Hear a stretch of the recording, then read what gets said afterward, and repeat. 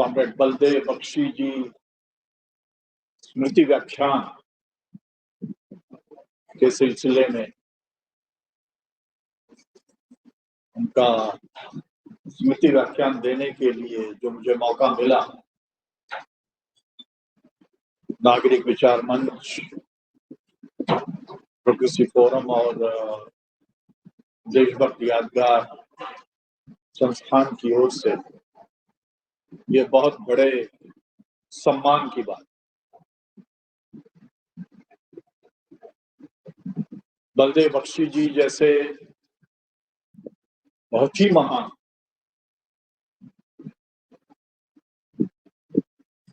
स्वातंत्र योद्धा, स्वतंत्रता संग्राम के एक बहुत ही महत्वपूर्ण हस्ती,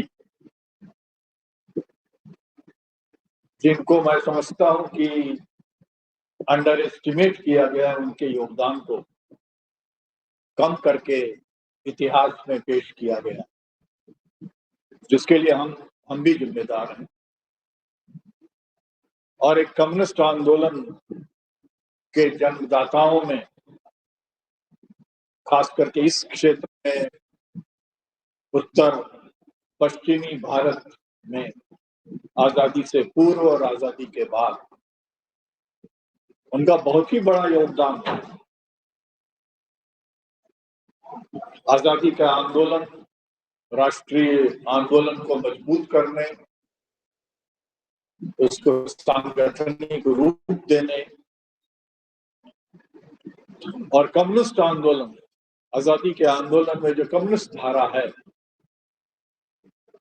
और क्रांतिकारी मूलगामी रेडिकल रेवोल्यूशनरी जो ट्रेंड रहा है, बख्शी जी ने उसे मजबूत करने में बहुत बड़ी भूमिका, जिसे हमें न सिर्फ इतिहास में दर्ज करना चाहिए, बल्कि उस पर आगे काम होना चाहिए। ये हमारी जिम्मेदारी। उनके साथ समय समय पर काम करने और विशेष तौर पर उनसे बातचीत करने, विचारों के आदान प्रदान का मुझे भी मौका मिला। और मैंने ये पाया कि अन्य कामों के अलावा नौजवान पीढ़ी को आंदोलन में लाने, उन्हें क्रांतिकारी, जनवादी और कम्युनिस्ट विचारधारा में शिक्षित करने में उनकी बहुत बड़ी भूमिका है। और मैं समझता हूं कि उनके जाने के बाद इस काम में ढिलाई, और इसलिए ये हम सभी की जिम्मेदारी बनती है कि हम विशेष तौर पर नौजवान पीढ़ी को, नौजवान पीढ़ी के लोगों को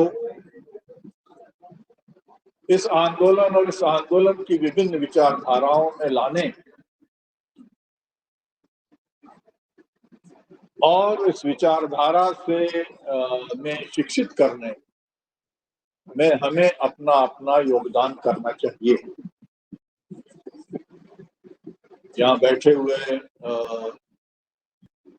सारे ही साथी जिनसे मिलने का फिर से एक बार मौका मिल रहा है, वो सभी मैं समझता हूं कि अपने अपने क्षेत्र में काबिल हैं इस काम को आगे बढ़ाने में। उनकी जीवनी छपनी चाहिए, उनके योगदान को जनता तक पहुंचाना चाहिए। डिबेट और डिस्कशन, विचार विमर्श का काम तेज होना चाहिए। खास करके आज के माहौल में, जो हमारे देश में माहौल तैयार हो रहा है, और खासकर विचारों और विचारधारा का टकराव तीव्र से तीव्रतर होता जा रहा है, ऐसे समय में कॉमरेड बलदेव बख्शी जी के विचारों और उनकी कार्यशैली को फैलाना, ये हमारी जिम्मेदारी है। एक बार मैं जब ट्रेन से आ रहा था दिल्ली से सिरसा, तो मेरे सामने एक अखबार था और मेरे ठीक सामने की सीटों पर कुछ लोग बैठे हुए थे, सिरसा के ही। उन्होंने जब अखबार देखा तो उसके बाद बातचीत शुरू हुई और जब बातचीत शुरू हुई तो जब उन्होंने सुना कि मैं बलदेव बख्शी जी की सभा या सेमिनार में भाग लेने जा रहा हूं, तो उन्हें बड़ी खुशी हुई और बहुत ही प्रशंसा से भरे हुए शब्दों में उन्होंने वर्णन करना शुरू किया। और बातचीत सिलसिले में मालूम हुआ कि वो भारतीय जनता पार्टी और आरएसएस से जुड़े हुए साथी थे, मित्र थे। लेकिन जिस तरह से उन्होंने बख्शी जी का नाम लिया और जिस तरह से सामाजिक कार्यों में उनके योगदान की प्रशंसा की, तो उससे भी पता चलता है कि बख्शी जी का कितना बड़ा योगदान पूरे समाज के लिए था। ऐसे समय में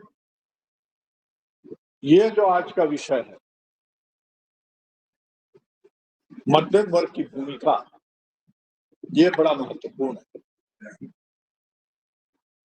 और बख्शी जी स्वयं इस शहर के मध्यम वर्ग और इस राज्य के मध्यम वर्ग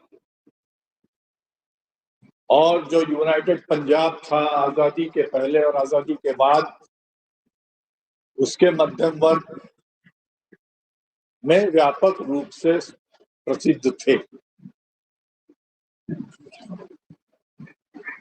उन्होंने न सिर्फ सड़क पर आकर जन संघर्षों के जरिए जनता को संगठित किया, बल्कि विचारधारा के जरिए मध्यम वर्ग को प्रभावित किया। मजदूरों को किया, किसानों को किया, ये कहने की आवश्यकता नहीं है। लेकिन विशेष तौर पर शहरी मध्यम वर्ग की कितनी महत्वपूर्ण भूमिका होती है, इस बात को हम अंडर एस्टिमेट करते हैं, कम करके आंकते हैं। लेकिन इस बात को अपने जमाने में बख्शी जी ने वैचारिक संघर्ष के जरिए रेखांकित किया, इसकी आवश्यकता हो। और ये उजागर किया, ये इस सच्चाई को उजागर किया कि मध्यम वर्ग की भूमिका समाज में अत्यंत ही महत्वपूर्ण है। खास करके जहां वैचारिक आदान प्रदान की बात आती है। हम अपने को डेमोक्रेटिक कहते हैं, हम डेमोक्रेसी में रहते हैं, लेकिन डेमोक्रेसी का सबसे पहला सिद्धांत होता है विचारों का आदान प्रदान, विचारों से सीखना और विचारों को समृद्ध करना। तभी जाकर हम नए युगांतरकारी विचारों और सिद्धांतों को विकसित कर सकते हैं, जिससे कि समूचे समाज को फायदा पहुंचता है, समृद्धि पहुंचती है। ये एक बहुत बड़ा विषय है। ये एक दिन नहीं, कई दिन के सेमिनार का विषय है, शोध कार्य का विषय है। इस पर कई दिनों तक बातचीत हो सकती है। और समूचे विश्व में मध्यम वर्ग की भूमिका को लेकर काफी कुछ अध्ययन कार्य हो रहा है। सबसे पहले मध्यम वर्ग कहते किसे? What is middle class?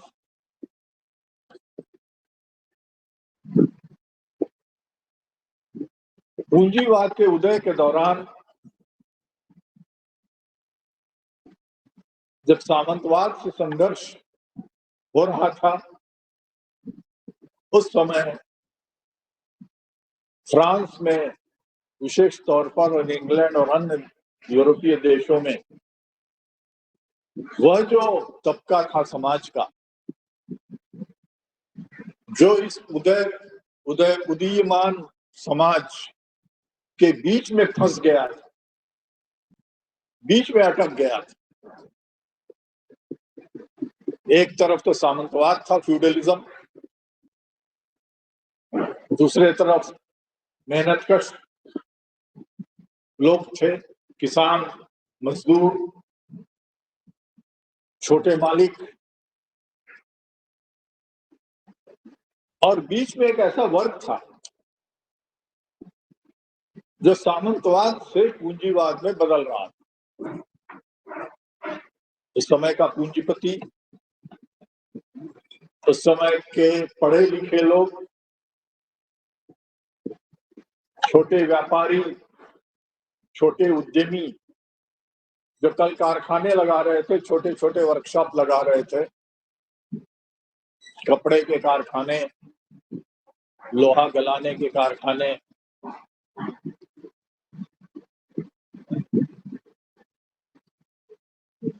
ये तबके उभर रहे थे। और इसी बीच में, इन घटनाओं के बीच में इंडस्ट्रियल रेवोल्यूशन हुआ, औद्योगिक क्रांति। औद्योगिक क्रांति ने नई मशीनें दी, नए टूल्स दिए, जिसके इर्द गिर्द एक नया वर्ग पैदा हुआ, और इस वर्ग ने औद्योगिक उद्यम के प्रसार में जो बाधाएं थी, और जो सबसे बड़ी बाधा थी सामंतवाद, उसके खिलाफ संघर्ष किया, ऐतिहासिक संघर्ष किया। इस वर्ग को कहा गया, यह वर्ग कहलाया इतिहास में बूर्जुआ। फ्रांसीसी भाषा का शब्द है। फ्रांसीसी भाषा में बूर्जुआ का मतलब होता है मिडिल क्लास, मध्यम वर्ग। यह मध्यम वर्ग वहां से आया। ये बूर्जुआ वर्ग, बूर्जुआजी,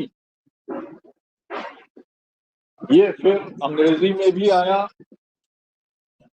और हमारे यहाँ भी हिंदी साहित्य में इसका इस्तेमाल इस शब्द का होता है, आजकल कम होता है। इस बुर्जुआजी ने सामंतवाद के खिलाफ एक बहुत बड़ी क्रांति की, एंटी फ्यूडल रेवोल्यूशन, जिसे बुर्जुआ रेवोल्यूशन कहते हैं। यही बुर्जुआ रेवोल्यूशन है। जब हम कहते हैं बुर्जुआ रेवोल्यूशन, तो इसका मतलब है सामंतवाद के खिलाफ क्रांति या परिवर्तन, संघर्ष। इसकी परिणति, इसका सबसे अच्छा उदाहरण फ्रांसीसी क्रांति।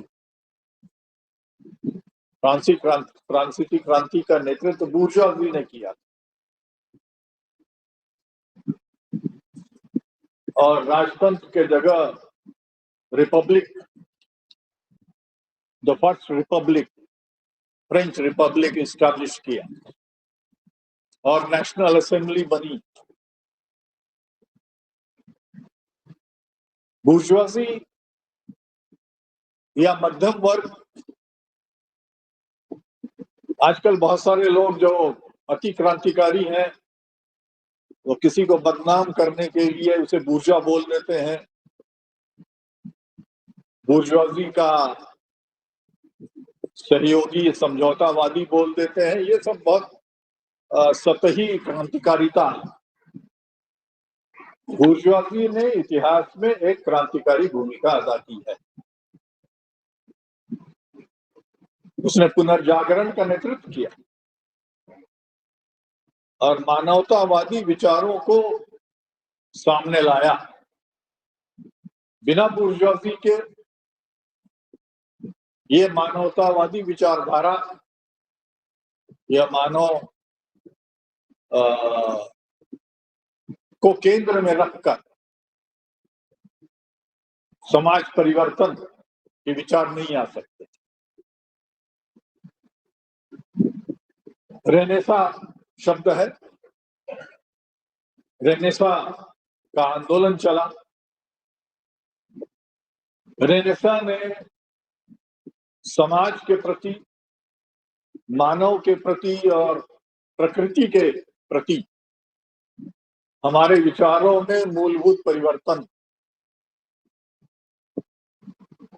लाया और ये दर्शाया कि यह मानव है जो समाज और प्रकृति में परिवर्तन ला सकता। पुनर्जागरण ने विचारों में परिवर्तन, दर्शन में परिवर्तन, मानव को केंद्र में रखकर सब्जेक्टिविज्म, subjective idealism, Immanuel Kant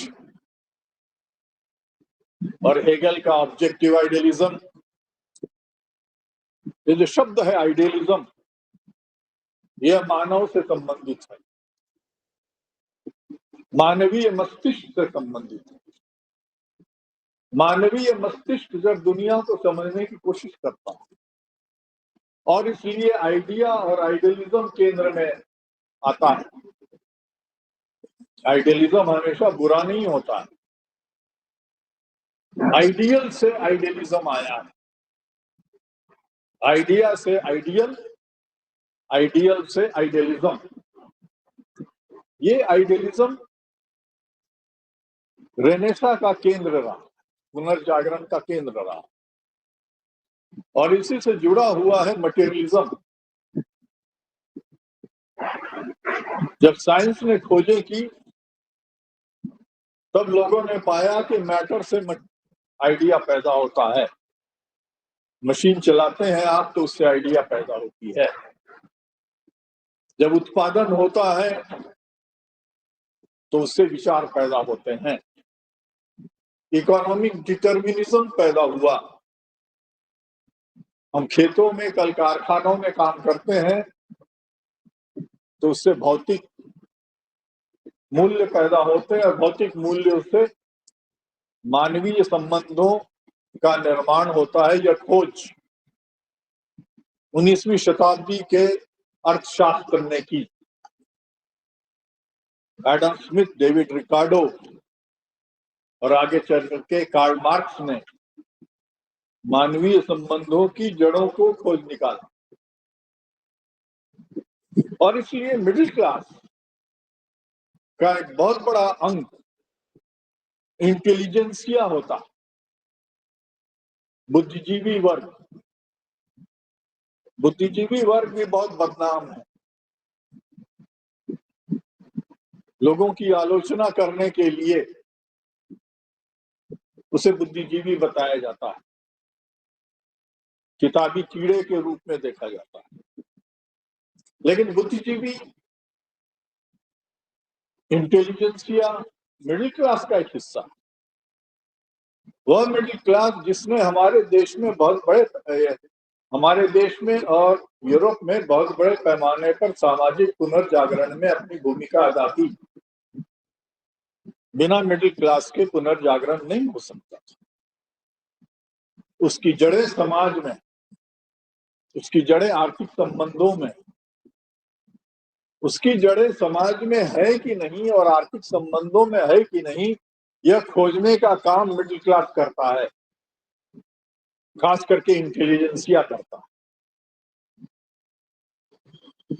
Karl Marx और उनके पहले एडम स्मिथ, डेविड रिकार्डो और अन्य जो महान इकोनॉमिस्ट रहे हैं, हमारे अध्यक्ष आज के बहुत बड़े इकोनॉमिस्ट हैं, वो इस बात को शायद अप्रिशिएट करेंगे कि अर्थशास्त्रियों ने, राजनीतिज्ञों ने वैज्ञानिकों ने, दार्शनिकों ने,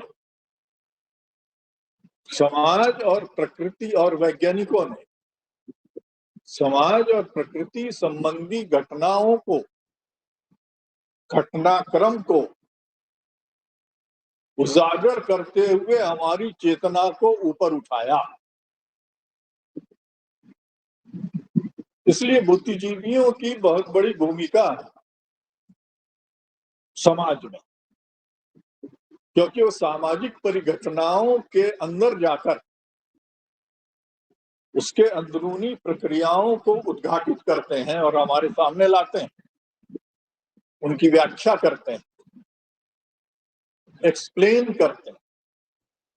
साइंस ने, फिलॉसफी ने, इकोनॉमिक्स ने सामाजिक और प्राकृतिक घटनाओं की एक्सप्लेनेशन हमारे सामने रखी। ये क्यों होता है, कैसे होता है घटनाएं, ये बुद्धिजीवी का काम। समाज को समझना, प्रकृति को समझना, दर्शन को समझना,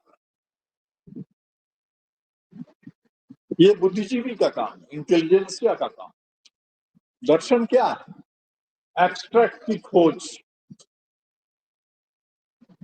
सामान्यीकरण, जनरलाइजेशन करना।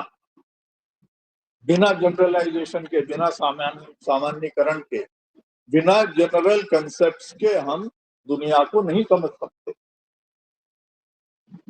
दुनिया का अर्थ नहीं समझ सकते, समाज का अर्थ नहीं समझ सकते। यह काम इंटेलिजेंसिया ने किया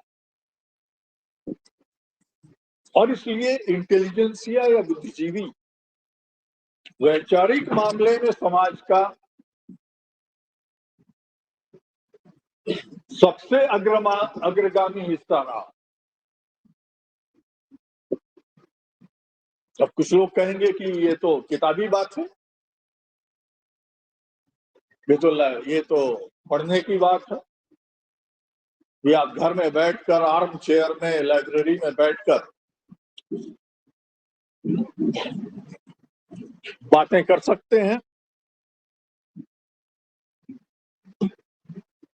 लेकिन दुनिया का सबसे क्रांतिकारी सिद्धांत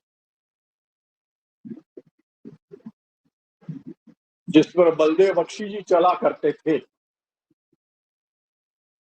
वो है मार्क्सवाद। ऐसा बहुत सारे लोग मानेंगे, कई लोग नहीं मानेंगे, लेकिन कई लोग ये तो मानेंगे कि Hegel, Feuerbach, Kant, Adam Smith, David Ricardo और दूसरे बुद्धिजीवी, इन्होंने भी तो अध्ययन किया। कार्ल मार्क्स सुबह से लेकर शाम तक ब्रिटिश म्यूजियम लाइब्रेरी में बैठकर अध्ययन किया करते थे, सभी विषयों का ज्ञान था, महान रचनाएं लिखी, उनसे ज्यादा शायद किसी ने नहीं लिखा। और उन्होंने दुनिया में वो सिद्धांत दिया, क्रांतिकारी सिद्धांत,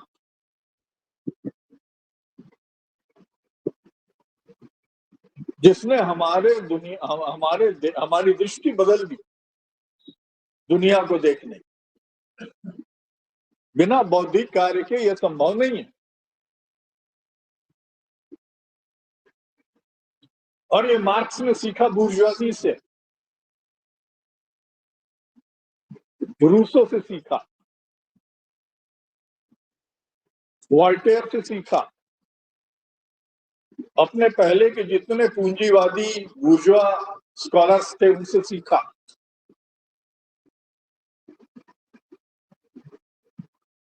डायलेक्टिक्स उन्होंने बुर्जुआजी से सीखा।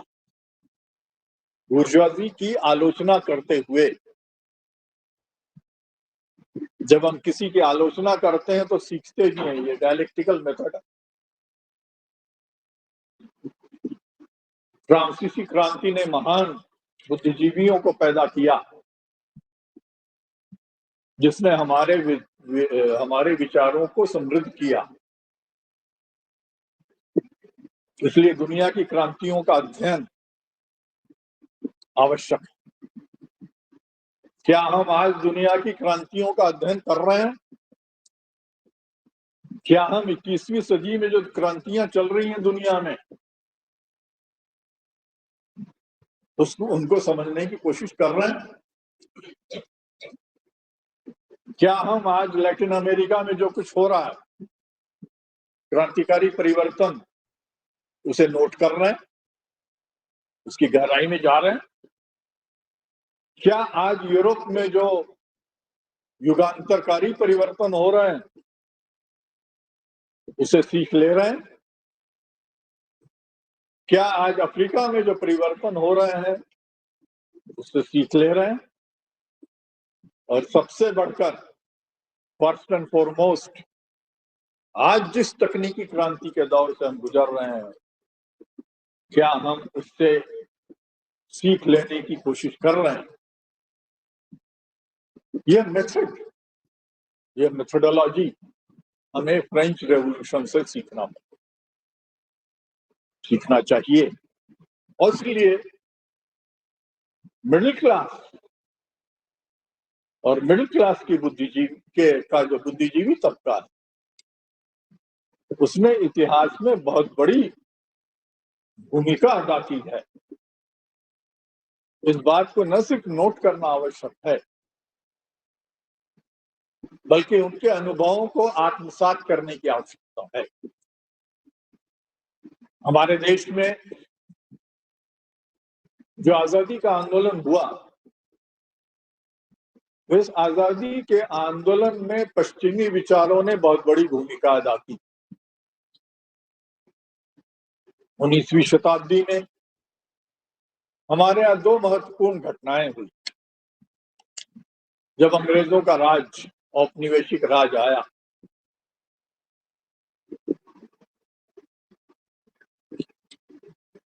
एक था सीमित औद्योगिकरण, औपनिवेशिक औद्योगिकरण। लेकिन औद्योगिकरण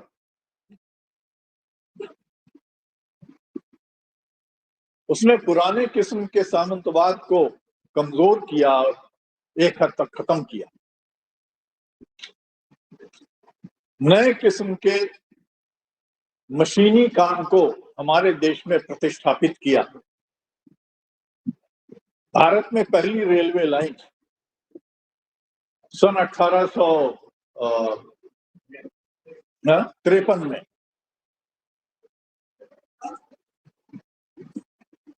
बिछाई गई। तो महान बुद्धिजीवी कार्ल मार्क्स ने क्या कहा, जो उस समय लंदन में बैठा हुआ था? ये किसी भारतीय को नहीं सूझा। रेलवे लाइन बिछते ही उन्होंने कहा, रेलवे लाइन बिछते ही, जो 21 माइल की रेलवे लाइन थी, बिछते ही 1853 में कार्ल मार्क्स ने यह कह दिया कि भारत में सामाजिक क्रांति के बीज बो दिए गए हैं।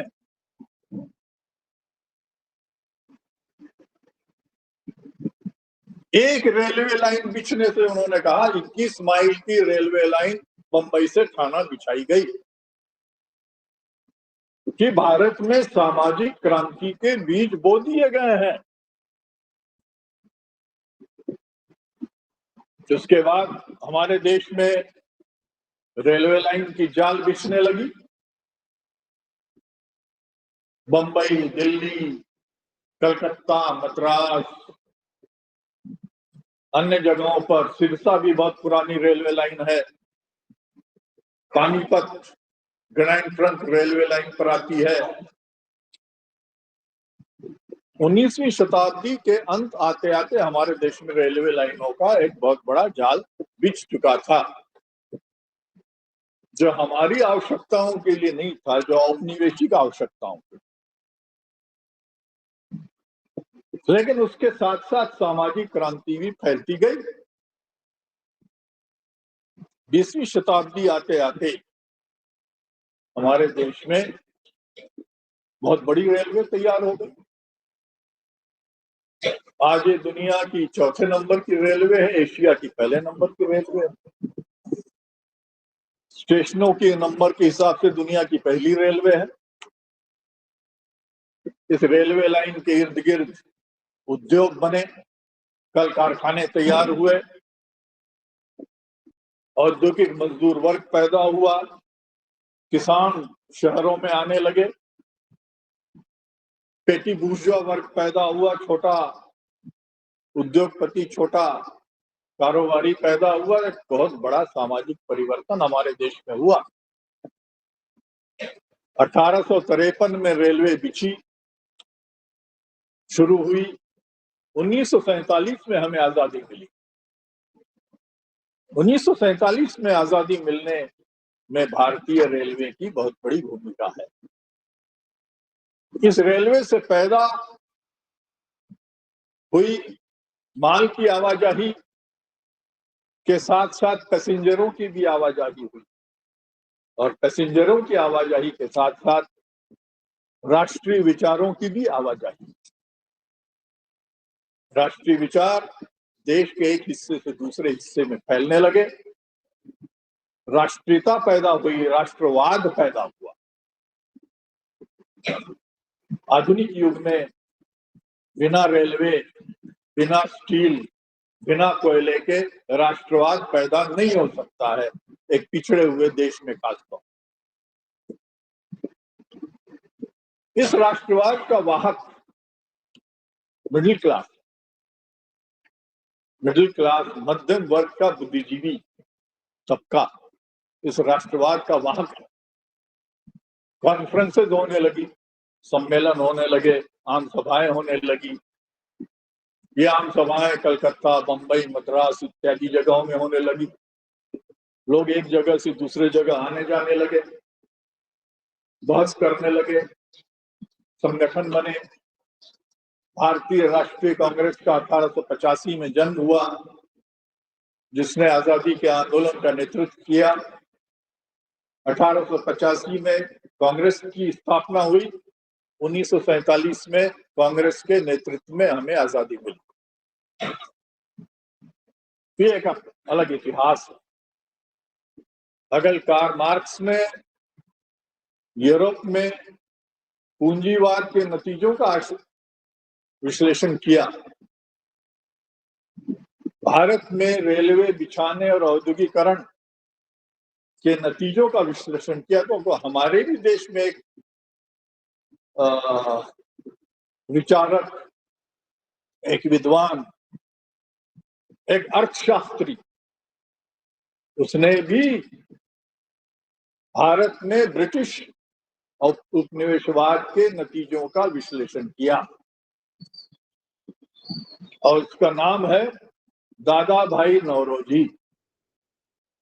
दादा भाई नौरोजी ने ये किताब, अगर मैं सही हूं तो 1893 में 1893 में प्रकाशित हुई, economic results of un-British rule in India, un-British rule in India. उन्होंने आंकड़े देखा, उद्योग में, खेती में, इंजीनियरिंग में, रेलवे में किस तरह से पूंजी आ रही है और किस तरह से पूंजी जा रही है, और कितने बड़े पैमाने पर हमारे देश से विदेश में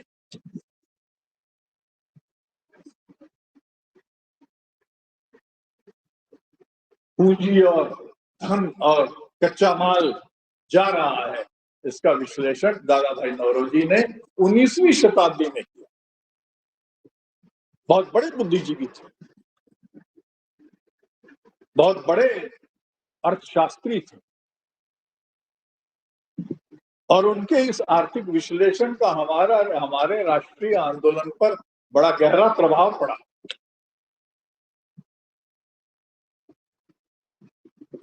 उनके बाद बहुत सारे अर्थशास्त्री हुए। महादेव गोविंद रानडे, भंडारकर, गोखले, ये सभी अर्थशास्त्री थे। बिपिन चंद्रा की जो किताब है इकोनॉमिक नेशनलिज्म, नेशनलिज्म का इकोनॉमिक आधार होता है, राष्ट्रवाद का आर्थिक आधार होता है। यह हमारे आजादी के आंदोलन से स्पष्ट होता है, साबित होता है। उपनिवेशवाद के खिलाफ संघर्ष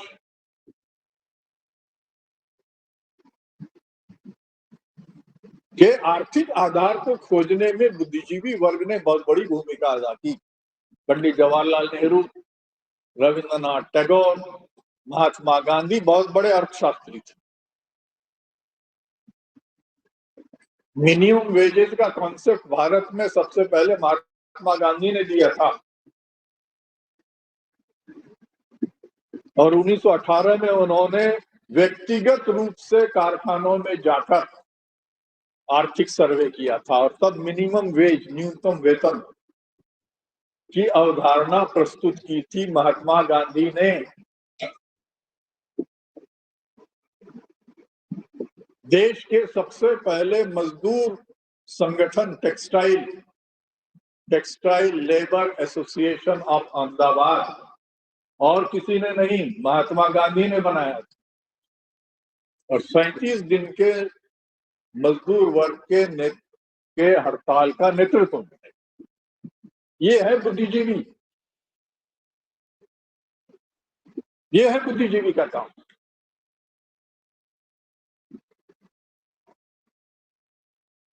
मिनिमम वेज की परिकल्पना, अवधारणा डेवलप करना, एक कॉन्सेप्ट को डेवलप करना out of the economic processes, ये इंटेलिजेंसिया का काम होता है, जो ऑर्गेनिक होता है, जो उस क्लास के साथ जुड़ा होता है, चाहे वो क्लास बुर्जुआजी हो या वर्किंग क्लास हो। इस ऑर्गेनिक इंटेलेक्चुअल की अवधारणा, इसका जो कंसेप्चुअलाइजेशन है, एंटोनियो ग्राम्शी ने किया था। क्लास के इंटरेस्ट को रिप्रेजेंट करता है ऑर्गेनिक बुद्धिजीवी, लेकिन ऐसा करते हुए सिर्फ क्लास तक ही वो सीमित नहीं रहता है, तो पूरे व्यवस्था के अंदरूनी आर्थिक संबंधों को उजागर करता है। और इसलिए हमारे राष्ट्रीय आंदोलन का नेतृत्व करने में बुद्धिजीवी वर्ग की बहुत बड़ी भूमिका रही है। बिना बुद्धि के, बिना बुद्धिजीवी के, बिना किताबों के, बिना अध्ययन के आप आजादी के आंदोलन का नेतृत्व नहीं कर सकते। महात्मा गांधी, जवाहरलाल नेहरू असाधारण बुद्धिजीवी थे। सुभाष चंद्र बोस, पीसी जोशी एक और असाधारण बुद्धिजीवी, आचार्य नरेंद्र देव, स्वामी सहजानंद सरस्वती, बलदेव बख्शी असाधारण बुद्धिजीवी थे।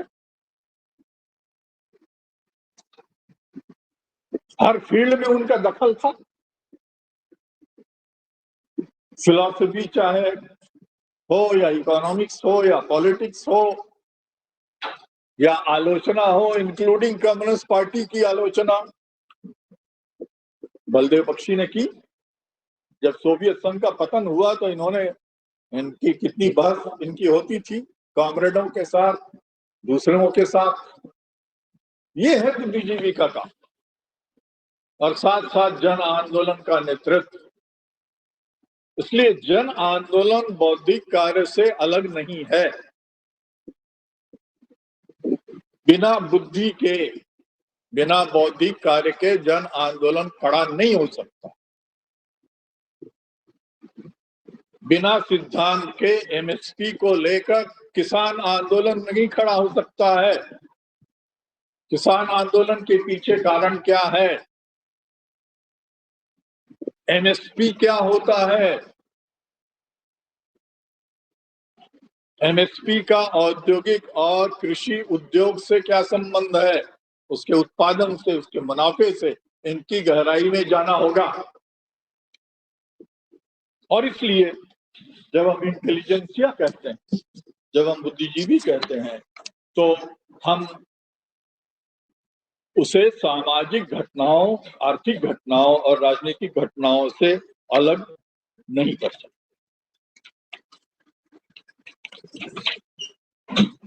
एक और बात कह के फिर समय बहुत सीमित है, एक करके फिर हम आगे बढ़ेंगे। आजकल कई तरह की परिभाषाएं मध्यम वर्ग के बारे में आती हैं। मध्यम वर्ग के बारे में बहुत सारे डाटा हैं, फैक्ट्स, फिगर्स हैं। मध्यम वर्ग की परिभाषा को लेकर बहुत कंफ्यूजन है। कई तरह के अंतर्विरोधी परिभाषाएं हैं, हर एक में कुछ न कुछ सच्चाई है।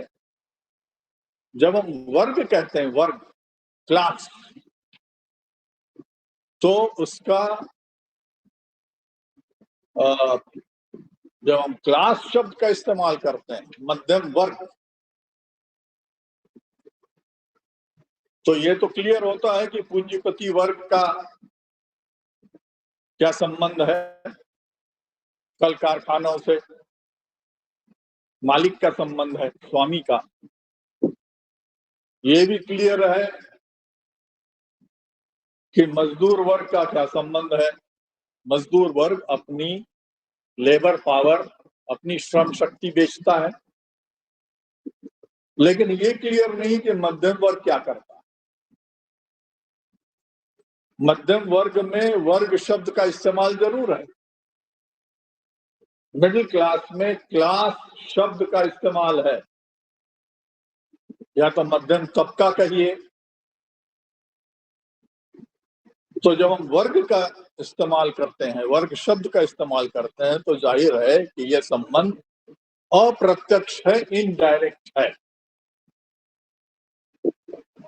मध्यम वर्ग की परिभाषा आजकल इनकम के हिसाब से दी जाती है,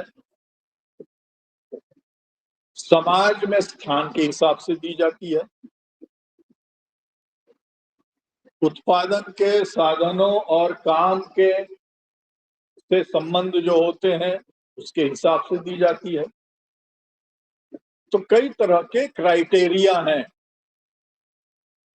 जिससे हम मध्यम वर्ग को पहचानते हैं। उसके कुछ डाटा भी हैं, मैं पढ़ के सुनाऊंगा। लेकिन उससे पहले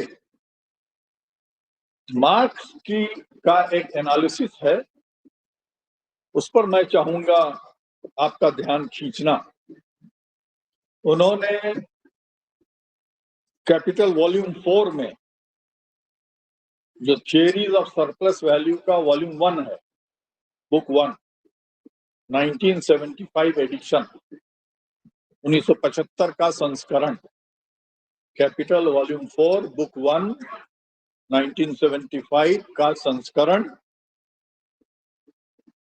उसमें उन्होंने एनालाइज किया है theories of surplus value, surplus value के विभिन्न सिद्धांत। कारखाने के अंदर जब उत्पादन होता है वस्तु का, जिसे कमोडिटी कहते हैं, तो उसके दौरान सरप्लस वैल्यू पैदा होता है। और ये कमोडिटी पहले तो पैदा होती है, प्रोडक्शन होता है, उत्पादन होता है कारखाने के अंदर। उसके बाद वो बाजार में जाती है कमोडिटी, पूंजीपति उसे बाजार में बेचता है, और तब जाकर के सरप्लस वैल्यू रियलाइज होता है प्रॉफिट के रूप में। सरप्लस वैल्यू प्रॉफिट बन जाता है। तो ये दो सेक्टर हुए समाज के अर्थतंत्र के। एक हुआ प्रोडक्शन, उत्पादन, दूसरा हुआ बाजार, मार्केट, जिसे सर्कुलेशन कहते हैं। तो उस जमाने में जब औद्योगिक क्रांति हो रही थी, चल रही थी इंग्लैंड में, तो अर्थशास्त्रियों के बीच में बहुत सारी बहसें हो रही थी। एडम स्मिथ, डेविड रिकार्डो और अन्य जो अर्थशास्त्री थे वो पूंजीवाद के विभिन्न पहलुओं पर विचार कर रहे थे और सिद्धांत पेश कर रहे थे। एडम स्मिथ का वेल्थ ऑफ नेशंस बहुत बड़ी रचना है और ढेर सारे अन्य अर्थशास्त्री इतिहास में हुए हैं। मैं उनका नाम लेने जा रहा हूँ, न उनके बारे में बातें करने जा रहा हूँ, लेकिन उनके आधार पर कार्ल मार्क्स ने कुछ नतीजे निकाले इस किताब में। प्रोडक्टिव कैपिटल, प्रोडक्टिव लेबर, उत्पादक श्रम क्या होता है, अनुत्पादक श्रम क्या होता है, इस पर कई चैप्टर उन्होंने कैपिटल वॉल्यूम 4 में लिखे। उसमें से एक दो बातें मैं पढ़ के फिर आगे बढ़ने की कोशिश करूंगा। उन्होंने एडम स्मिथ से लेते हुए एक बात लिखी है, it is characteristic of the unproductive labor, it is characteristic of unproductive labor that he produces no commodities for his buyer, but indeed receives commodities from him. अनुत्पादक जो श्रमिक होता है, श्रम होता है, वह वस्तुओं का उत्पादन नहीं करता है, वह जो उत्पादन करता है उसे बेचकर उसके बदले में पाता है बाजार में। ये उन्होंने एडम स्मिथ से लिया है, कार्ल मार्क्स ने। एक और जगह कहा है, labour producing commodity, labour commodities का उत्पादन करता है, और वह लेबर जो कमोडिटीज का उत्पादन नहीं करता है, गैर कमोडिटी, गैर वस्तुएं पैदा करता है, उसे अनुत्पादक श्रमिक कहते हैं। Productive labour is such as produces commodity. उत्पादक श्रम वह है जो वस्तुएं पैदा करता है। Unproductive labour is such which produces services. अनुत्पादक श्रम वह है जो सेवा का उत्पादन करता है। मैं समझता हूं कि बाजार को समझने के लिए इससे अच्छी परिभाषा दूसरी नहीं है। इसी बाजार का हिस्सा सर्कुलेशन है।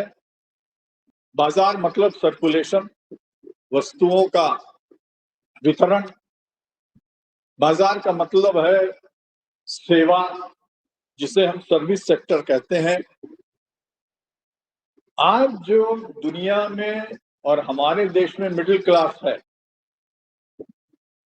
उस मिडिल क्लास को समझने के लिए ये जो परिभाषा है, ये हमारा स्टार्टिंग पॉइंट हो सकता है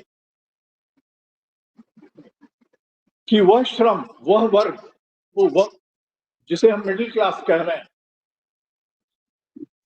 उसका श्रम, उसकी मेहनत, उसकी आय कहां से आती है। आज क्या परिवर्तन हो रहा है मिडिल क्लास में, इसे जानना बहुत जरूरी है। मैं हमेशा इस बात पर जोर देता हूं कि आज की दुनिया को अगर समझना है तो हमें एक चीज पर ध्यान देना होगा, और वो है कि आज हम एक नई औद्योगिक क्रांति से गुजर रहे हैं। एक औद्योगिक क्रांति जो 19वीं शताब्दी में हुई, इंडस्ट्रियल रेवोल्यूशन, जिसके बारे में बातें की जाती हैं, जो स्टीम पावर पर आधारित था। आज एक नई औद्योगिक क्रांति से गुजर रहे हैं। व्यक्तिगत रूप से मैं इसे औद्योगिक क्रांति नहीं कहूंगा, क्योंकि ये उद्योग से जुड़ा हुआ नहीं है, ये कल कारखानों से जुड़ा हुआ नहीं है। कल कारखाने दुनिया से खत्म हो रहे हैं, फैक्ट्रीज और मिल्स दुनिया से खत्म हो रहे हैं। आज की जो हमारी उत्पादक शक्ति है, आज के जो हमारे टूल्स हैं, वो कंप्यूटर पर आधारित, वो इलेक्ट्रॉनिक्स पर आधारित, वो इंफॉर्मेशन टेक्नोलॉजी पर आधारित। ये इंफॉर्मेशन टेक्नोलॉजी नए तत्वों को जन्म दे रही है, नए संबंधों को जन्म दे रही है, नए वर्गों को जन्म दे रही है, और पुराने वर्गों को वो इतिहास का हिस्सा बनते जा रहे हैं। पिछले 40 वर्षों में, 50 वर्षों में, 4 से 5 दशकों में हम एक नई किस्म की क्रांति से गुजर रहे हैं, जिसे हम वैज्ञानिक तकनीकी क्रांति कह सकते हैं। Scientific and technological revolution, STR। आजकल इसे इंफॉर्मेशन रेवोल्यूशन भी कहते हैं, सूचना क्रांति। सूचना क्रांति आज के औद्योगिक क्रांति का आधार है। कारखानों में जो उत्पादन होता है, उसमें सूचना की बढ़ती हुई भूमिका है। मशीनों में चिप्स लगाए जा रहे हैं, कल कारखानों में कंप्यूटर्स दिखते हैं। कपड़े का उत्पादन कंप्यूटरों से होता है, लोहे का उत्पादन कंप्यूटरों से होता है, ब्लास्ट फर्नेस का कंट्रोल कंप्यूटर करते हैं, और उन कंप्यूटरों का कंट्रोल मजदूर करता है। इसलिए मजदूर के श्रम और एक्चुअल उत्पादन के बीच में मजदूर चालित कंप्यूटर की भूमिका बढ़ती जा रही है। इंटेलेक्चुअल, एक नए किस्म का इंटेलेक्चुअल कल कारखानों में पैदा हो रहा है। वो बुद्धिजीवी है, वो सॉफ्टवेयर से काम करता है, वो सॉफ्टवेयर लैंग्वेज का इस्तेमाल कर रहा है। उसके अलावा इंफॉर्मेशन पूरे समाज के उत्पादन और समाज के गतिविधियों का आधार है। कार्यालयों में, यूनिवर्सिटीज में, आपके और हमारे घरों में कंप्यूटरों का इस्तेमाल होता है। हम चाहें या नहीं चाहें, जब नया नया कंप्यूटर आया था तो बहुत सारे लोगों ने उसे अपने दुश्मन के रूप में देखा था कि यह नौकरियां छीन रहा है। लेकिन आज 50 साल बाद कंप्यूटर हमारे जीवन का अंग है। इन कंप्यूटरों से क्या पैदा होता है? ये कंप्यूटरों का इस्तेमाल किस लिए किया जाता है?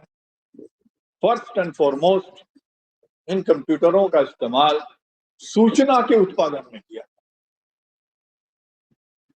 उसके बाद ही वस्तु का उत्पादन होता है। सूचना का उत्पादन होता है, उसके बाद ही वस्तुओं का आदान प्रदान होता है। सूचना का इस्तेमाल होता है, उसके बाद ही वस्तुओं के बारे में जानकारी हमारे पास आती है। इसलिए दुनिया की हर परिघटना, हर घटना, आदमी के एक जगह से दूसरी जगह जाना, ये सारी घटनाएं पहले सूचना का रूप धारण करती हैं। सिंबल्स, सिग्नल, सॉफ्टवेयर, ये हमारा उद्देश्य है, ये हमारा उद्देश्य बन गया है। उत्पादन हमारा उद्देश्य नहीं है। उत्पादन एक तरफ जा रहा है, सूचना का उत्पादन प्राइमरी है, प्राथमिक है। हम सबसे पहले जानकारी चाहते हैं। Information is the source and driving force of society. हमारा ड्राइविंग फोर्स उत्पादन नहीं है।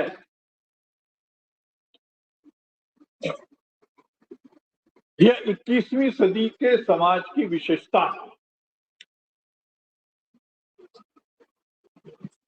और इसकी घोषणा सबसे पहले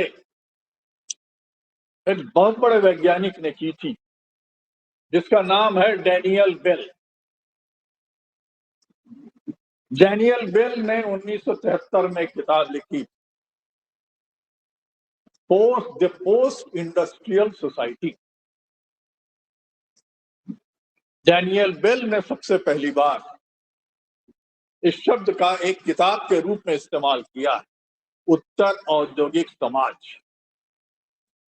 और उसने ये कहा कि हम अब औद्योगिक समाज से इंडस्ट्रियल सोसाइटी से बाहर जा रहे हैं,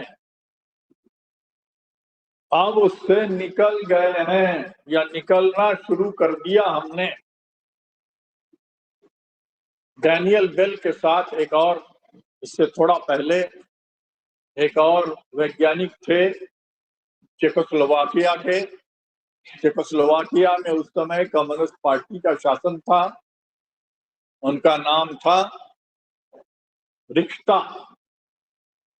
रिक्ता ने सबसे पहले इस शब्द का इस्तेमाल किया, पोस्ट इंडस्ट्रियल सोसाइटी। और उसके बाद लगभग उसी समय डैनियल बेल ने कहा, कुछ विशेषताएं बताई कि अब औद्योगिक उत्पादन प्रमुख नहीं रहा। तो क्या, किस चीज का उत्पादन हो रहा है? इंफॉर्मेशन का, सूचना का। अब सर्विसेज या सेवा प्रमुख बनती जा रही है। अब हम सेवा, सर्विस सेक्टर में जा रहे हैं। हमारा समाज औद्योगिक नहीं रहा, यह सेवा का समाज बनता जा रहा है। मजदूर वर्ग का मुख्य हिस्सा, ज्यादा से ज्यादा बड़ा हिस्सा उत्पादन से बाहर जा रहा, सर्विसेज में जा रहा।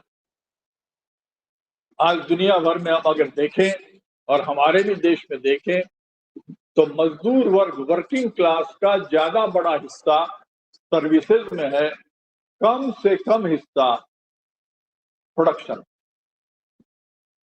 मजदूर वर्ग का इसकी संख्या बढ़ गई है, वर्किंग क्लास की संख्या बढ़ गई है, लेकिन उसके अंदर ढांचागत परिवर्तन हो गया और बड़ी तेजी से हो रहा है। उत्पादन से दूर और सेवा की ओर। अमेरिका में 2/3 मजदूर वर्ग सेवा क्षेत्र में लगे हुए हैं, 1/3 ही केवल, और वह भी प्रपोर्शन घटता जा रहा है, उत्पादन में लगे हुए हैं। बहुत जल्दी ही 1/4,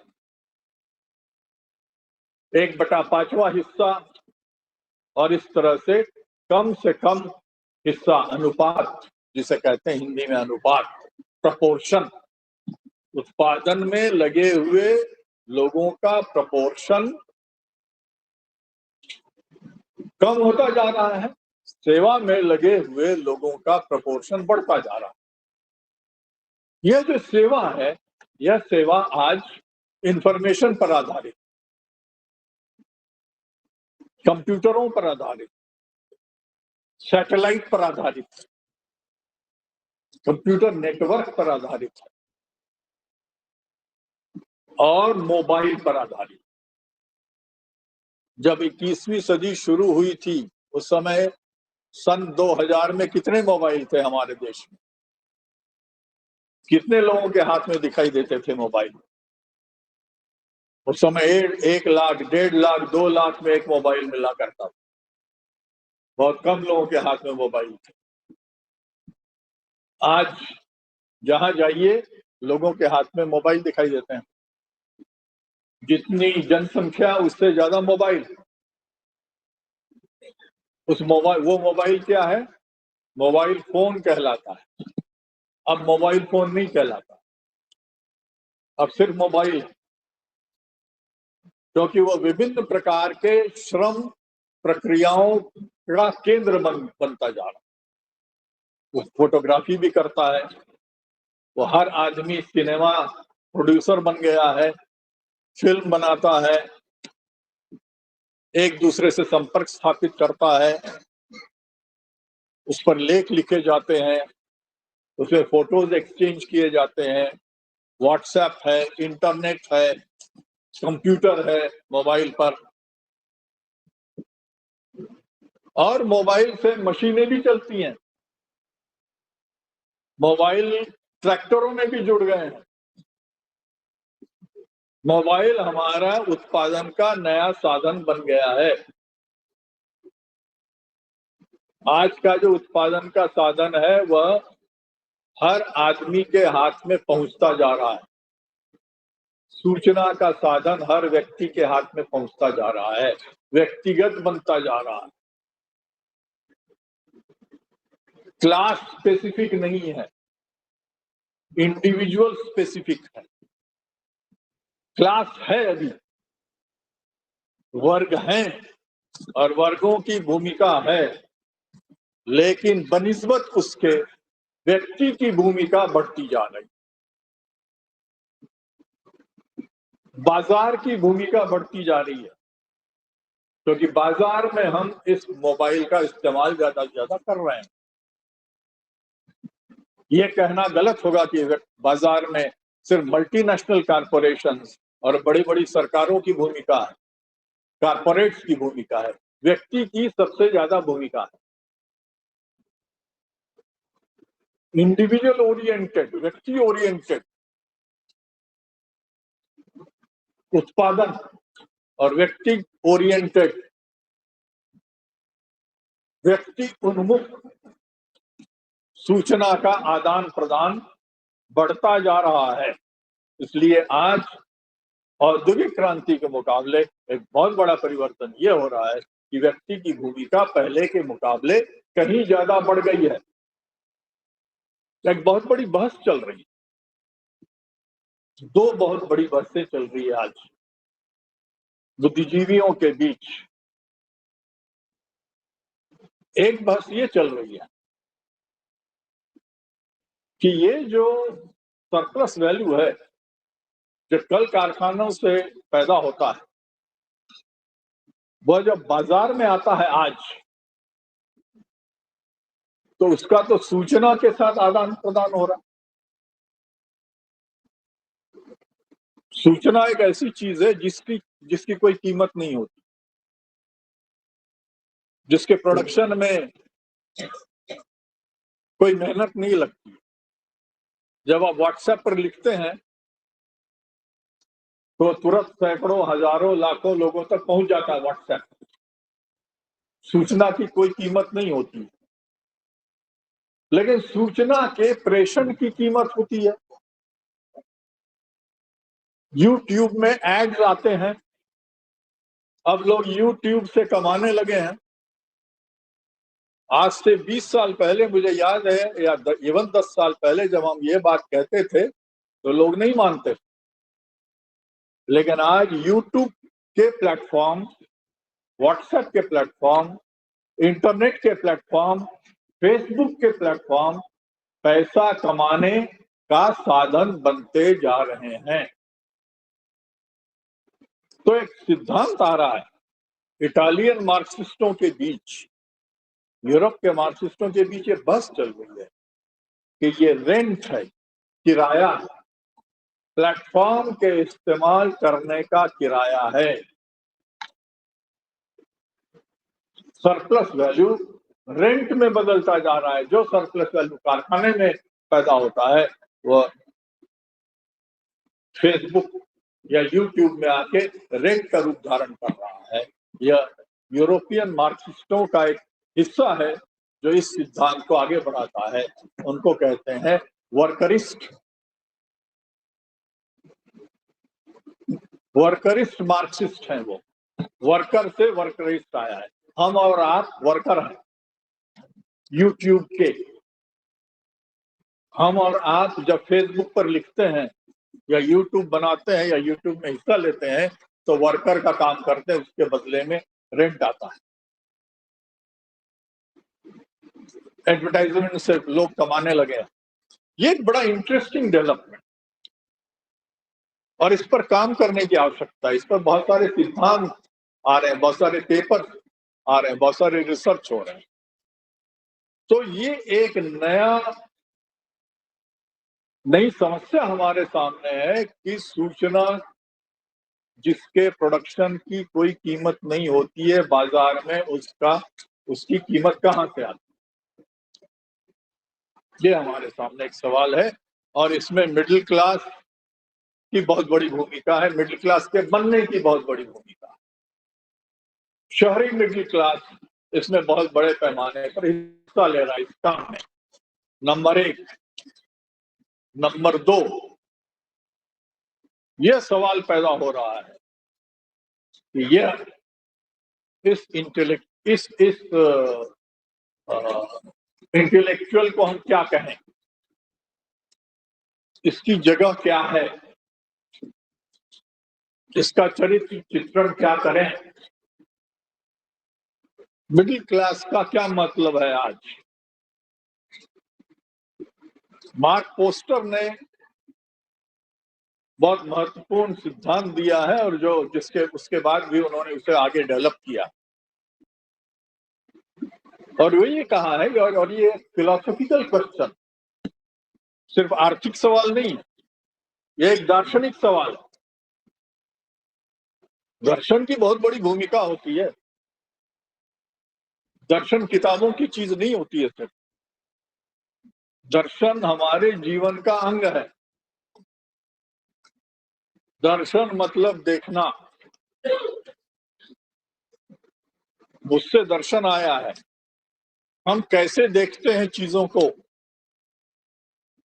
और देखने का मतलब देखना नहीं। देखने का मतलब है चीजों और परिघटनाओं के पीछे जाके देखना। उसका अर्थ क्या है? दर्शन एब्स्ट्रैक्शन है। दर्शन परम अर्थ निकालता है। हमारे सामने जो चीजें हैं उसकी अंतर्वस्तु क्या है, उसकी गहराई में क्या है, उसका अर्थ क्या है। मैं क्या हूं, आप क्या हैं, जो दिख रहे हैं वो नहीं है। हमारा मतलब हमारे अस्तित्व से है। हम किस प्रकार के अस्तित्व हैं। आज की सूचना क्रांति से यह सवाल नए सिरे से खड़ा हो गया। मार्क पोस्टर का कहना है और बहुत सारे पोस्ट मॉडर्निस्ट दार्शनिकों का कहना है कि इलेक्ट्रॉनिक भाषा व्यक्ति को अस्थिरीकृत कर रही है, अस्थिर बना रही है। अस्थिरता पैदा हो रही है। जब डॉक्टर रामेश्वर दास जी से आज की मीटिंग की बात हो रही थी तो इस विषय पर उन्होंने मिडिल क्लास के बारे में कई सारी विशेषताएं लिख कर भेजी कि आज का मिडिल क्लास क्या है, आज के मिडिल क्लास का चरित्र क्या है, उसकी भूमिका क्या है। और उसमें उन्होंने लिखा, और बहुत सही लिखा, मुझे बड़ा पसंद आया, ये अस्थिर है, ये बदल रहा है, क्षणिक है, थोड़ी देर रहता है फिर चला जाता है।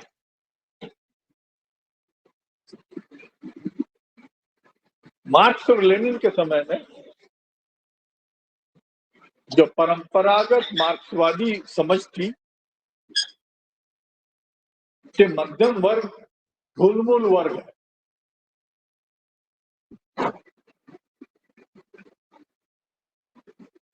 20वीं सदी के आरंभ में मार्क्सवादी और क्रांतिकारी आंदोलन में मध्यम वर्ग को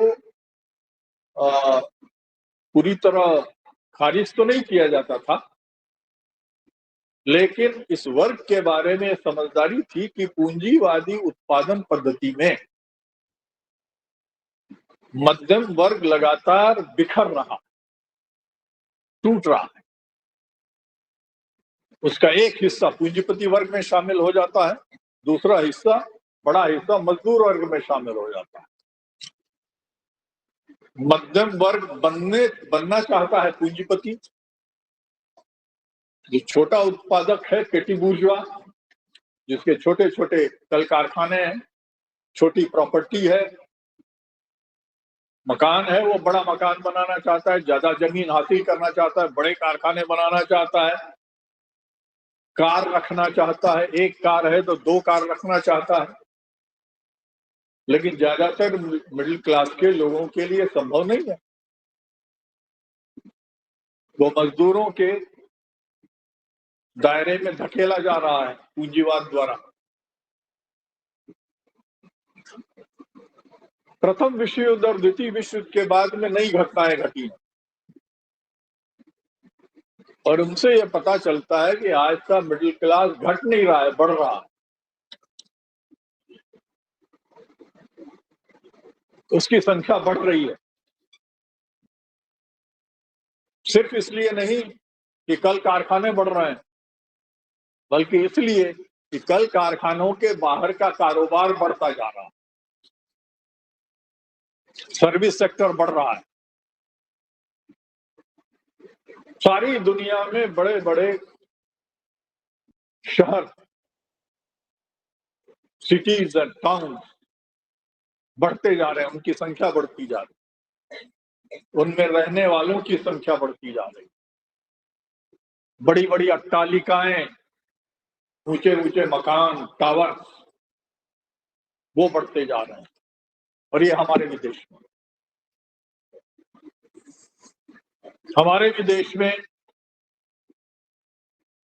बंबई, कलकत्ता, मद्रास, कानपुर, शोलापुर, अहमदाबाद, हैदराबाद, विशाखापट्टनम, पटना, सिरसा, पानीपत इत्यादि शहर बढ़ते जा रहे हैं, जोधपुर वगैरह वगैरह, उनकी जनसंख्या बढ़ती जा रही है। उनमें रहने वाले लोग प्रतिदिन हजारों की संख्या में पहुंच रहे हैं, काम की खोज में, रहने के जगह की खोज में। शहरीकरण बढ़ता जा रहा है। शहरों में आने वाले लोगों की संख्या न सिर्फ भारत में बल्कि कनाडा जैसे देशों में भी बढ़ती जा रही है। जहां इमिग्रेशन पर रोक लगाने की कोशिश हो रही है, कनाडा और अमेरिका में। मिडिल क्लास बढ़ता जा रहा है।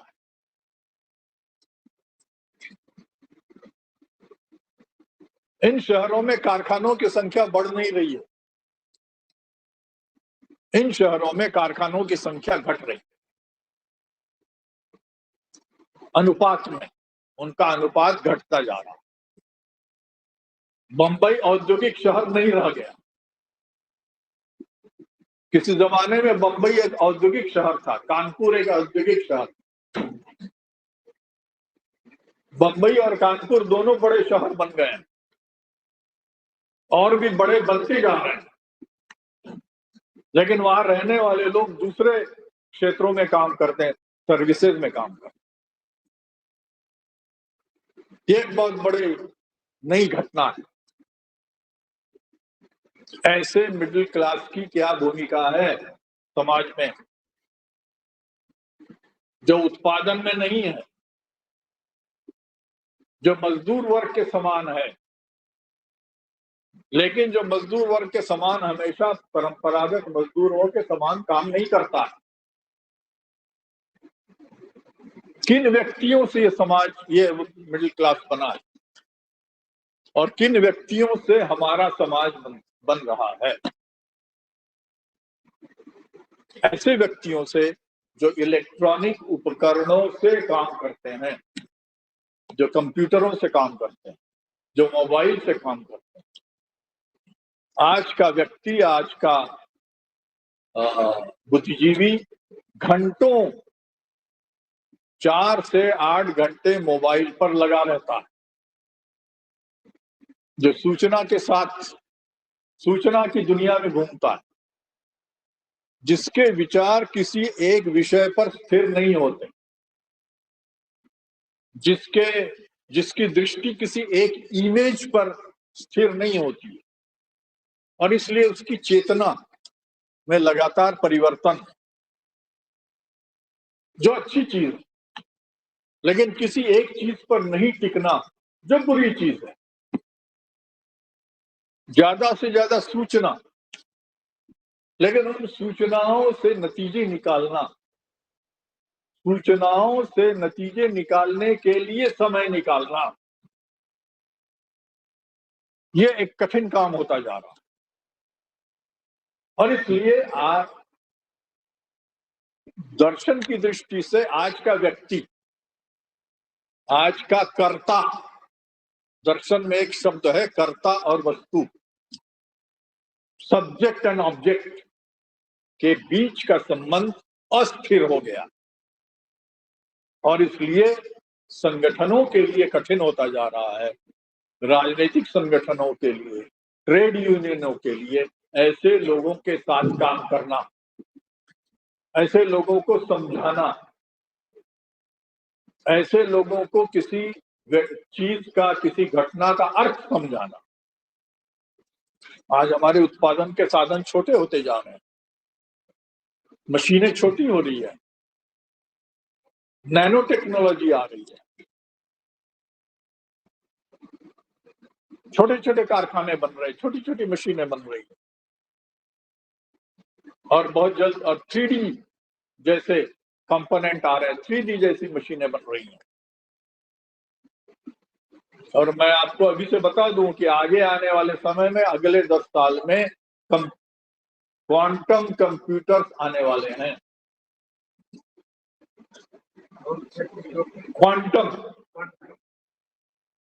क्वांटम एक नई शक्ति है, एक नया पार्टिकल है और वेव है, जिसकी खोज सन 1900 में मैक्स प्लैंक ने की थी। और आज 21वीं सदी में वह उत्पादन और सूचना का साधन बनने वाला है, जिसकी उत्पादक शक्ति 100 गुना नहीं, 1000 गुना नहीं, लाखों और मिलियन गुना ज्यादा है। आज हम AI के जमाने में रहते हैं, आज हम रोबोट्स के जमाने में रहते हैं। ऐसे में व्यक्ति की भूमिका बिना क्वांटम शक्ति के, बिना इलेक्ट्रॉनिक के हम उसकी कल्पना नहीं कर सकते। और इसलिए आज का व्यक्ति, आज का सब्जेक्ट, आज का कर्ता इलेक्ट्रॉन की शक्तियों और क्वांटम की शक्तियों के साथ एकाकार होता जा रहा है। अगर हम इस बात को नहीं समझते हैं तो आने वाले समय में हम सामाजिक, राजनीतिक और आर्थिक परिघटनाओं को हम समझ नहीं पाएंगे। आज हम एक अंतर्विरोधी विश्व में रहते हैं। इस अंतर्विरोधी विश्व में जहां हर घटना अंतर्विरोधी है, जहां एक तरफ बड़े कारपोरेट घराने और दूसरे तरफ छोटे उत्पादक, एक तरफ उत्पादन में काम करने वाली शक्तियां और दूसरे तरफ सूचना में ज्यादा से ज्यादा काम करने वाली शक्तियां काम कर रही हैं, ऐसे में हमें एक संतुलन बना करके सिद्धांतों को विकसित करना पड़ेगा। हमारे देश में इस मिडिल क्लास की संख्या के बारे में कुछ आंकड़े मैं रखना चाहूंगा। 1990 के दशक में हमारे देश में मध्यम वर्ग या मध्यम तबकों की संख्या 3 करोड़ थी। अब ये जो आंकड़े हैं ये विवादास्पद है। इनका क्राइटेरिया क्या है ये बहुत स्पष्ट नहीं है। अलग अलग एजेंसियां, अलग अलग विचारक, अलग अलग शोधकर्ता अलग अलग आंकड़े दे रहे हैं, लेकिन यह स्पष्ट है कि मध्यम वर्ग चाहे जिस दृष्टि से आप देखें उनकी संख्या बढ़ती जा रही है। 1990 के दशक में ये 3 करोड़ थे। सन 2004 में इनकी संख्या बढ़ करके 30 करोड़ हुई, देश का 5%। सन 2012 में इनकी संख्या बढ़ करके 60 करोड़ हुई।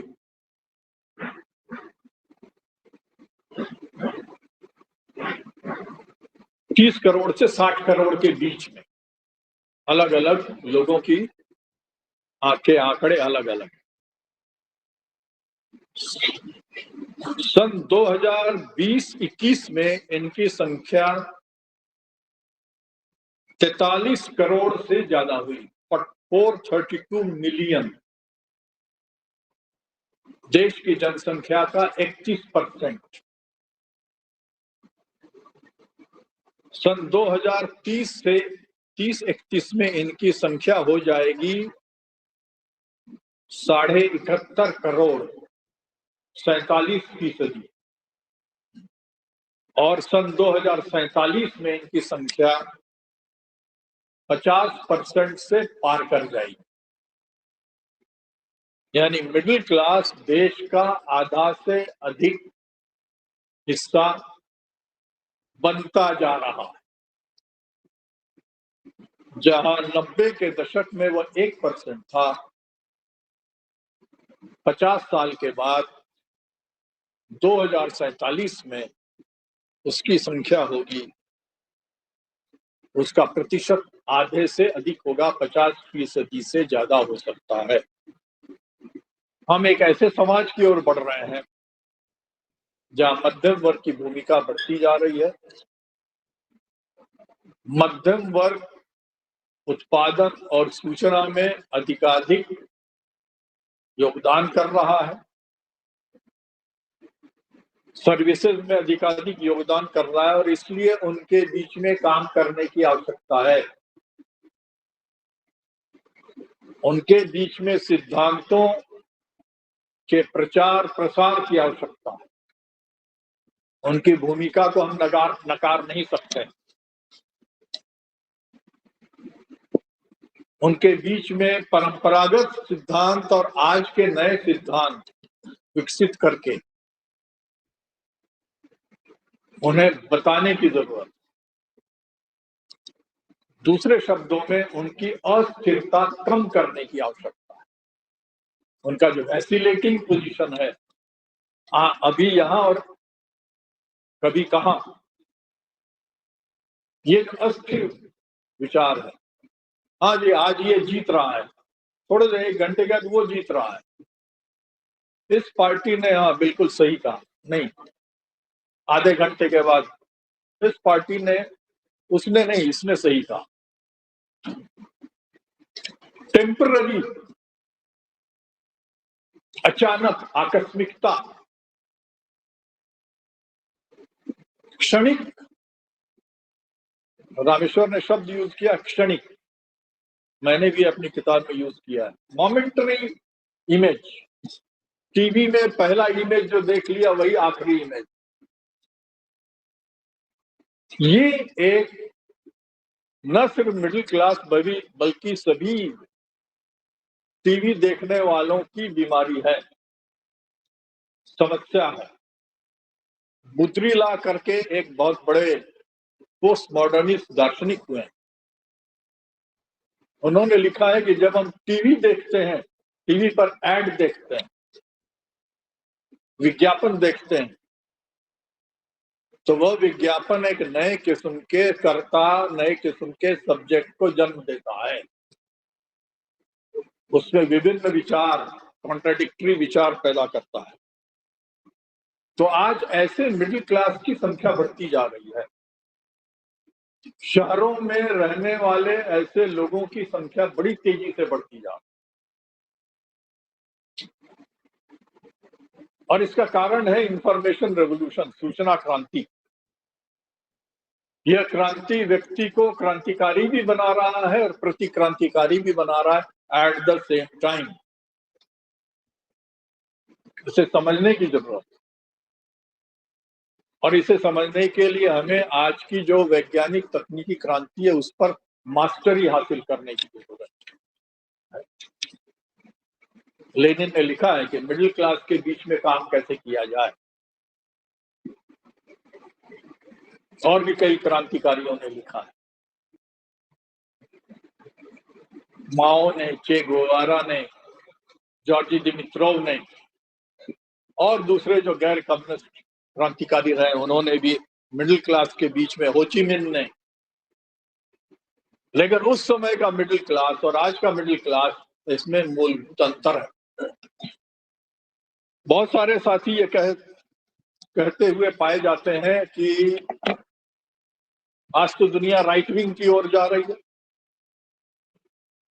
दुनिया में कारपोरेट और वित्तीय पूंजी बढ़ती जा रही है, आज उन्हीं का प्रभुत्व कायम होता जा रहा है। वो इस तरह से बात करते हैं जैसे मानो वो लड़ाई हार चुके हैं। मैं इससे सहमत नहीं हूं। आज बहुत बड़े पैमाने पर जहां ये बात सही है कि दुनिया में दक्षिण पंथ बढ़ रहा है, और सोवियत संघ के पतन के बाद वाम पंथ को धक्का पहुंचा है, लेकिन आज 21वीं सदी में वामपंथी, जनवादी और क्रांतिकारी विचारधारा नए सिरे से उभर रही, लेकिन वह पुरानी क्रांतिकारी विचारधारा नहीं है, वह पुराना वामपंथ नहीं है। रूसी क्रांति रूस के टाइप की, चीन की टाइप की, वियतनाम और क्यूबा के किस्म की क्रांतियों का जमाना गया। आज जो क्रांतियां चल रही है वो एक प्रोसेस है, प्रक्रिया, और उसका सबसे बड़ा उदाहरण लैटिन अमेरिका का जो घटनाक्रम है वह है। लैटिन अमेरिका के ज्यादातर देशों में आज जनवादी और वामपंथी विचारधारा से प्रभावित सरकारें बन रही हैं, बनती जा रही हैं, लगातार उनकी जीत हो रही है। क्या हमने उसे समझने की कोशिश की है? क्या हमने इस बात को समझने की कोशिश की है कि ब्राजील या चिली या बोलीविया या कोलंबिया जैसे देशों में वामपंथी जनवादी राष्ट्रपति जीतकर कैसे आ रहे हैं? क्या कारण? ये बात सही है कि बीच बीच में वहां भी दक्षिणपंथी जीते हैं, लेकिन आम जो धारा है वह जनवादी और संसदीय विचारधारा की जीत की। मैं समझता हूं कि लैटिन अमेरिका के वामपंथियों ने और ऐसे लोगों ने जो समाज को बदलना चाहते हैं, नई परिस्थितियों को बेहतर समझा। सन 1950 में लैटिन अमेरिका के 30% लोग शहरों में रहते थे। सन 2022 में लैटिन अमेरिका के 83% लोग, 83% शहरों में रहते हैं। इस बात के बावजूद वामपंथी जनवादी शक्तियां आज हावी हैं कुल मिलाकर मैं समझता हूं कि दक्षिण अमेरिका की जो प्रगतिशील शक्तियां हैं उन्होंने मिडिल क्लास को पहचाना। जो शहरों में रहते हैं, जो ऊंची अट्टालिकाओं में रहते हैं, जो झुग्गियों में रहते हैं, जो इंफॉर्मेशन के साथ काम करते हैं, जो सर्विस सेक्टर में काम करते हैं, उनके बीच उन्होंने बहुत बड़े पैमाने पर काम किया। दुनिया में सबसे युवा जनशक्ति लैटिन अमेरिका में, और इसलिए युवा कम उम्र के लोग इन क्रांतिकारी परिवर्तनों में आगे हैं। जब हम कहते हैं क्रांतिकारी परिवर्तन तो इसका मतलब हथियारों का इस्तेमाल नहीं है।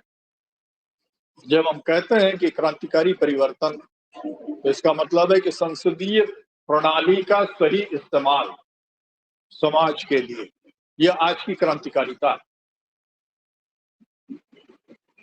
चिली जैसे देशों में बिल्कुल युवा तबका और महिलाएं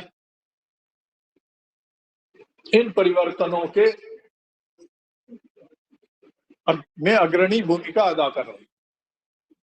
कंप्यूटर क्रांति ने महिलाओं को काफी आगे बढ़ाया है, क्योंकि उनका लेबर, उनका श्रम पुरुषों के श्रम के बराबर आ गया, और इसलिए समाज में उनकी भूमिका बहुत ज्यादा बढ़ गई है। इसे लैटिन अमेरिका के क्रांतिकारियों ने समझा। उत्पादन के साधनों और टूल्स, हमारे औजारों में परिवर्तन समाज में महिलाओं और पुरुषों की भूमिका को तय करते हैं। लैटिन अमेरिका के ज्यादातर देशों में शहरी जनसंख्या में जनवादी शक्तियों का ज्यादा असर है, और इसलिए वो लगातार जीत कर आ रहे हैं, क्योंकि उन्होंने उनकी भूमिका को पहचाना है।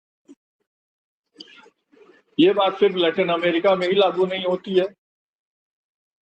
यूरोप में पुर्तगाल, ग्रीस, साइप्रस, स्पेन जैसे देशों में भी आज वामपंथी जनवादी शक्तियां नए आधार पर आगे बढ़ रही हैं, और इसलिए मैं समझता हूं कि हमारे देश में जो सामाजिक परिवर्तन की शक्तियां हैं, उन्हें शहरीकरण को समझना पड़ेगा, शहरी जनसंख्या को समझना पड़ेगा, उन्हें मिडिल क्लास का चरित्र समझना पड़ेगा, और मिडिल क्लास के बीच में काम करना पड़ेगा। उन्हें RWA, रेसिडेंट वेलफेयर एसोसिएशन जैसी संस्थाओं में काम करना पड़ेगा। उन्हें विश्वविद्यालयों और दफ्तरों में काम करना होगा।